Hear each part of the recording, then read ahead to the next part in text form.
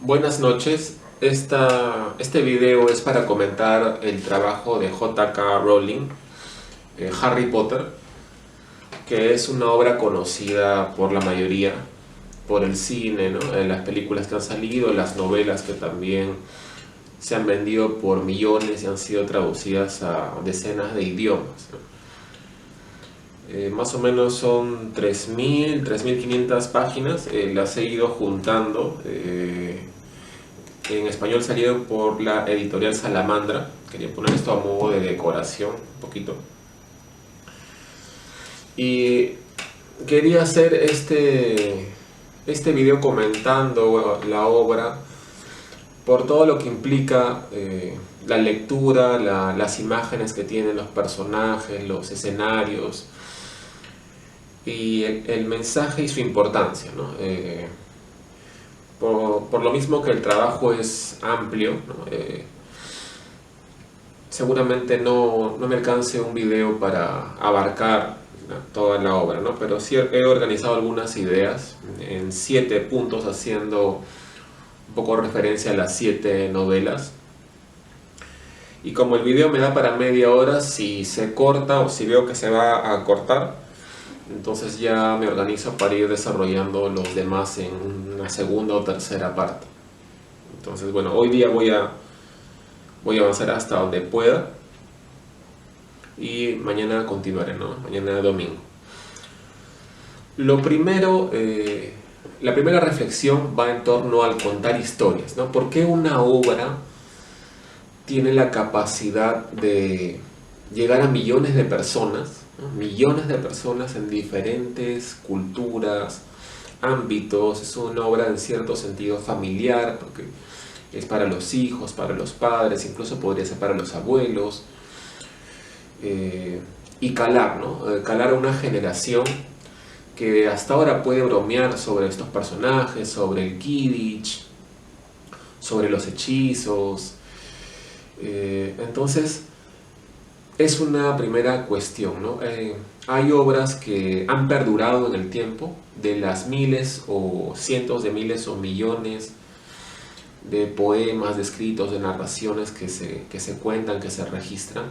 Hay algunas que marcan, ¿no? Si tomásemos la Biblia como un compendio de libros, o la historia de Jesús, como se ha transmitido durante miles de años, ¿no?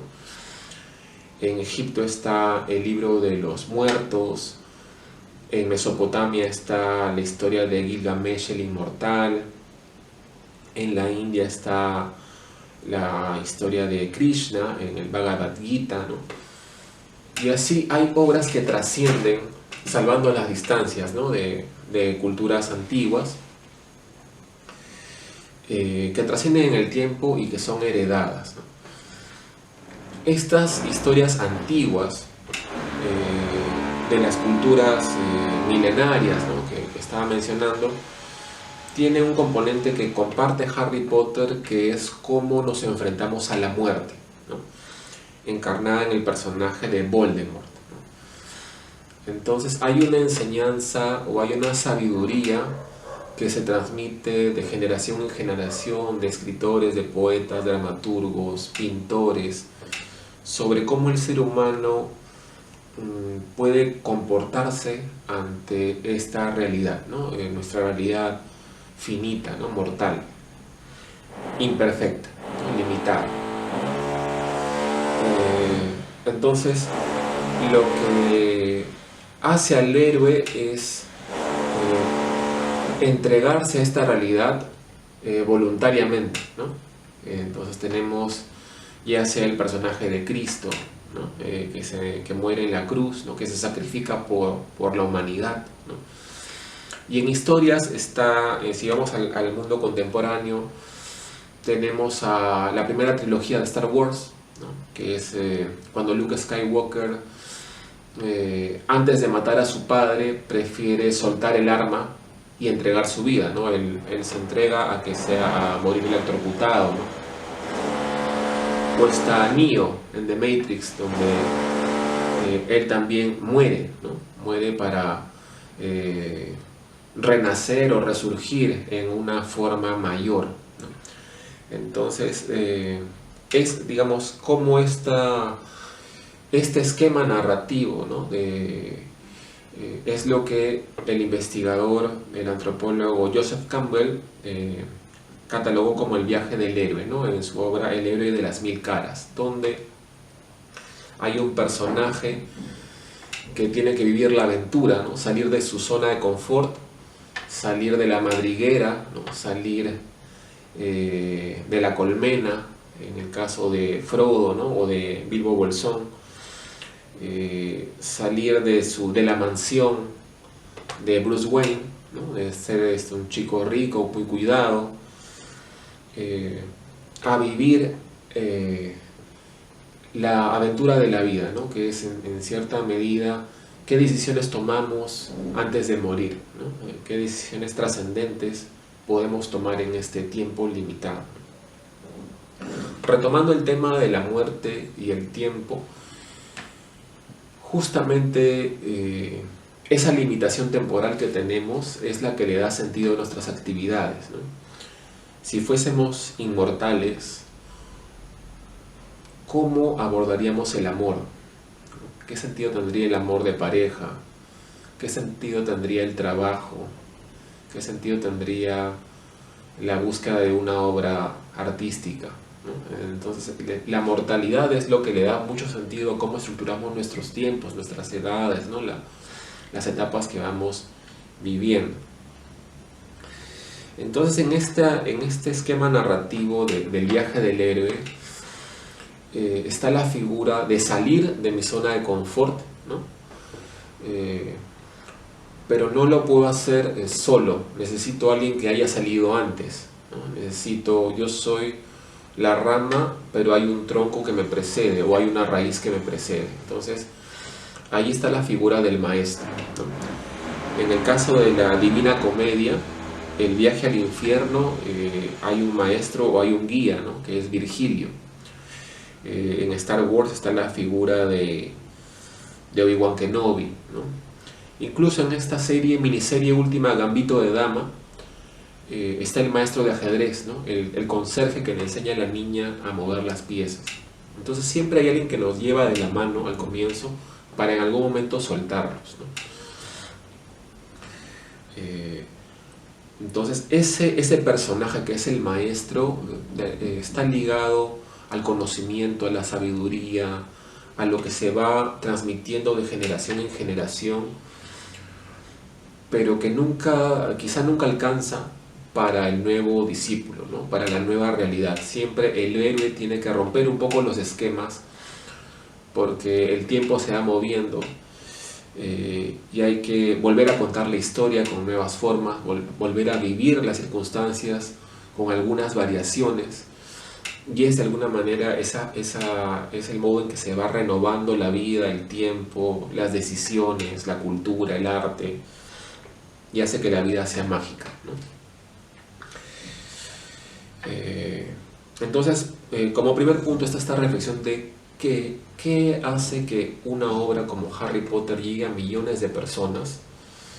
Entonces, una idea suelta es que justamente encaja con este esquema del viaje del héroe, ¿no? Ha actualizado la historia, que es muy antigua, por no decir que es primitiva a nosotros, y de esa manera puede calar en tantos lectores de tantos lugares del mundo, ¿no? Eso es lo que buscaba Joseph Campbell, el héroe de las mil caras, es cómo en las culturas antiguas hay coincidencias en estos personajes, en estos viajes, en estas transiciones de madurez, ¿no? De pasar del niño al adulto, ¿no? O a ser hombre, en el caso de Harry Potter, ¿no? A los 17 años. Estaba pensando que de repente por décadas se puede ir renovando esta historia, Harry Potter. Quizá tenemos más fresco ahora este universo de Marvel, ¿no? ¿Por qué millones de personas van a ver a esta historia, ¿no? De repente es la relación de maestro-discípulo, ¿no? De Iron Man, que lleva el camino de Peter Parker, ¿no? O de repente en cada historia está, ¿no? Odín con Thor, la sombra de Thor que vendría a ser Loki. Siempre se está dando, ¿no? El segundo punto del que quería tratar era sobre la magia, ¿no? Que de por sí siempre es atractiva a nosotros. Hace años daban el programa de la función de la palabra de Marco Aurelio de Negri y hablaban la historia, no me acuerdo exactamente los datos, pero la idea general es esta, ¿no? Era un científico alemán, antropólogo, que había ido a una tribu africana a convivir con ellos e investigar su realidad, y cuando iba a regresar a Alemania, uno de los magos le entrega una pomada al antropólogo, ¿no? Y le dice: con esta pomada, cuando regreses a Alemania, si tú te la echas, vas a verte invisible, ¿no? Entonces él regresa, vas a volverte invisible, ¿no? Él regresa y le cuenta esta anécdota a uno de sus colegas en Alemania, ¿no? Y él le dice: ¿y te echaste la pomada? ¿Cómo crees que me voy a echar la pomada si yo soy un científico, ¿no? Ese mundo de la magia son creencias pues arcaicas, ¿no? Desfasadas, ¿no? No coherentes con el mundo contemporáneo. Bueno, el amigo lo dejó y él a solas vio la pomada, lo pensó nuevamente y se puso frente al espejo y empezó a echarse a ver si de verdad desaparecía. Entonces la creencia en la magia es propia de nosotros, ¿no? De alguna manera es lo que complementa esta visión racional, objetiva, que también tenemos, ¿no? Esta búsqueda por entender de manera lógica las cosas, ¿no? Sin embargo, también está el lado racional, oscuro, intuitivo, ¿no? Que nos acompaña de manera innata y de alguna manera está también ligado a la espiritualidad, al mundo esotérico, ¿no? Invisible. Y por ende estas historias de fantasmas, de brujos, de brujas, no son tan atractivas, ¿no? Entonces, recuerdo, encontré un libro de los años 80 que era El Mago Maravilloso, ¿no? El Mago Maravilloso, porque de niño pues tenía algunos libros de magia que me gustaba revisar, pero eran trucos pues con monedas, ¿no? Pero la idea más allá de los trucos está en cómo hacer que algo sea especial, ¿no? Y es algo afín al arte, ¿no? La búsqueda artística, ¿no? Hacer que lo cotidiano se convierta en mágico, ¿no? Y tiene que ver con la mirada, con los sentidos, con la percepción, ¿no? Y en Harry Potter hay una clasificación de la magia, ¿no? Y en ese sentido vamos a encontrar afinidad con el lado oscuro de la fuerza, ¿no? En la mitología de Star Wars. La fuerza, el lado oscuro, ¿no? En Harry Potter está la magia oscura y hay las escuelas de magia, ¿no? Está dentro del castillo de Hogwarts, está Slytherin, está Gryffindor, Ravenclaw y Hufflepuff, ¿no? Cada uno con sus características, ¿no? Y me gusta cómo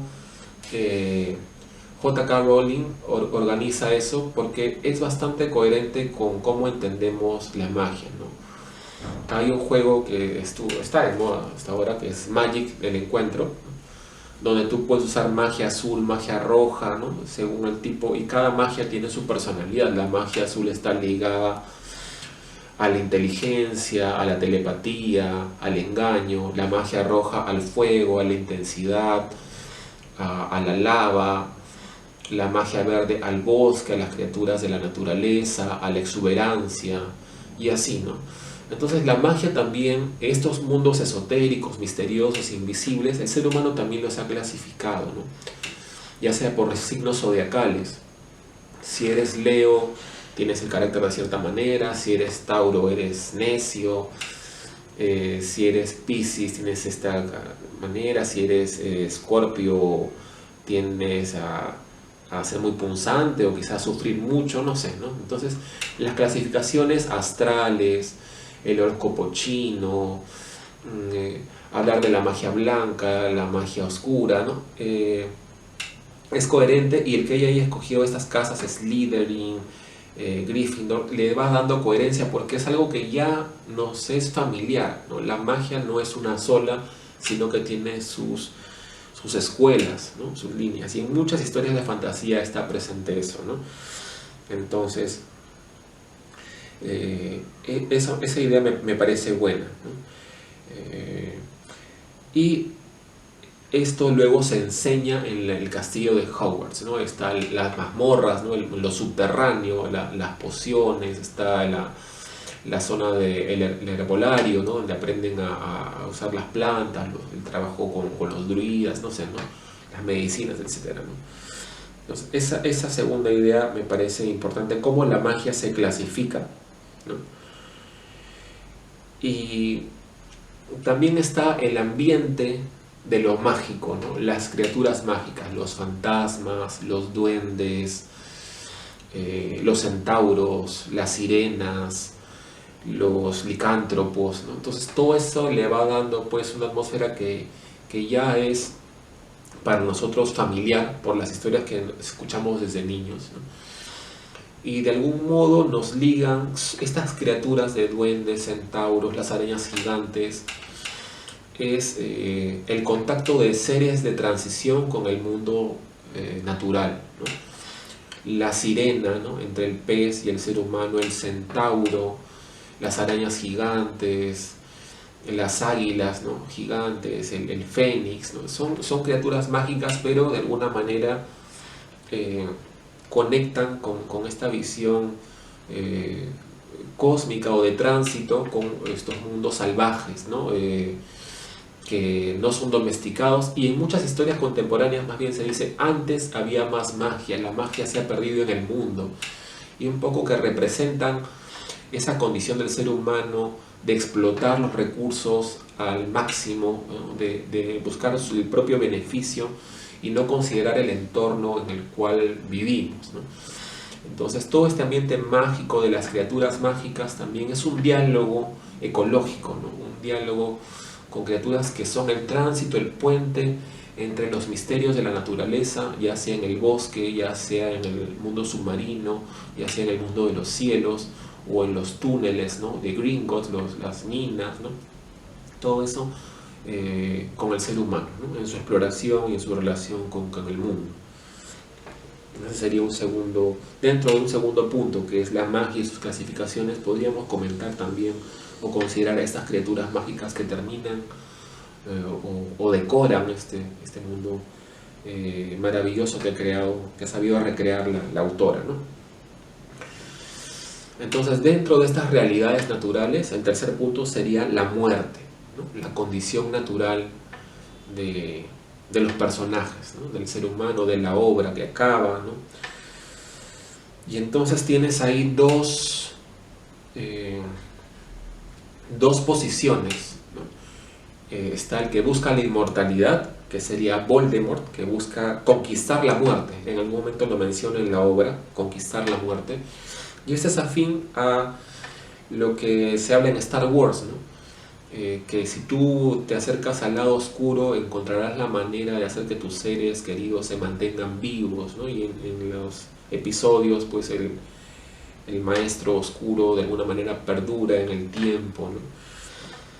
Y es la búsqueda pues de este personaje Tom Riddle, ¿no? Que también está bien desarrollado y le da un sentido, ¿no? Al personaje que lo vuelve carismático dentro de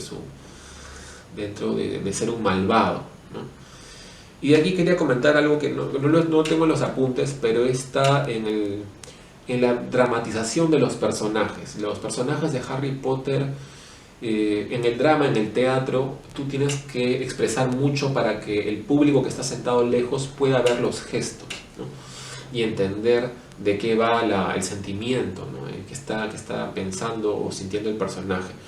Y entonces J.K. Rowling, cuando describe lo que están haciendo los personajes, te habla de sus muecas, te habla de olores, de lo que está pensando. Es muy descriptiva, o le pone mucha énfasis o caricaturiza un poco a los personajes, tanto los buenos como los malos, y de esa manera sabes claramente lo que está sintiendo y los hace próximos, los hace carismáticos. Todos los personajes los profesores, los personajes traidores, sus nombres, le da algo especial, ¿no? Entonces eso quería mencionar.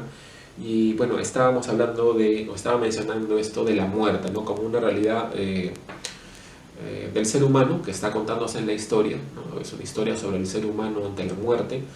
Y está la otra opción de estar listo y aceptarla, estar listo para morir y aceptar la muerte. En un momento de la historia le dicen, tú vas a morir de aquí a unas horas, ¿no? Tienes que tomar una decisión, ¿no? Y Harry acepta la muerte y se entrega a ella, ¿no? Qué difícil, ¿no? Es quizá la decisión más importante a la que tenemos que enfrentarnos, ¿no? Aceptar la muerte propia o quizá también la de nuestros seres queridos, ¿no? Cuenta en una entrevista que leí de la autora, ella perdió a su madre cuando su madre tenía 40 y tantos años, ¿no? La dejó cuando era joven o niña quizá, ¿no? No sé exactamente. Y bueno, a eso se relaciona un poco con el personaje que también pierde a su mamá, a sus padres, ¿no? Entonces, esta decisión que tenemos, cómo abordamos la muerte, cómo reflexionamos sobre eso, ¿no? Qué posición tomamos, y de esa posición va a orientar nuestra conducta, nuestra ética de vida, ¿no? Entonces, ese aspecto es importante y es lo que te transmite una sabiduría de vida, ¿no? Entonces, lo otro es lo necio, ¿no? Es negar la muerte, es buscar algo imposible, quizá la inmortalidad, para afirmarme, ¿no? Para afirmarme a mí en el mundo. Entonces, son las dos posiciones de los personajes que están ligados por una cicatriz. Y te están dando una lectura de la vida y del mundo, ¿no? Cómo estar en el mundo. Estoy dispuesto a aceptar esta condición y a hacer algo trascendente sobre ello sin afirmarme, ¿no? Sin querer destacar, porque esa es la pequeña diferencia entre Dumbledore y Harry, ¿no? Él llega a aceptar las cosas sin querer afirmarse, ¿no? Y la otra posición es afirmarse en negar la muerte, ¿no? O en buscar la inmortalidad, ¿no? Es algo que el otro personaje tiene un sentido también, ¿no? ¿Quién no, bueno, ¿quién no ha jugado con esa idea, ¿no? De no morir? ¿Qué pasaría si tuviera mucho más tiempo en el mundo posible, ¿no? Entonces, es algo universal, y de ahí que sea coherente que esta historia pueda calar en nosotros. Aquí voy a terminar esta parte y mañana continuaré con los otros puntos que tengo pendiente desarrollar.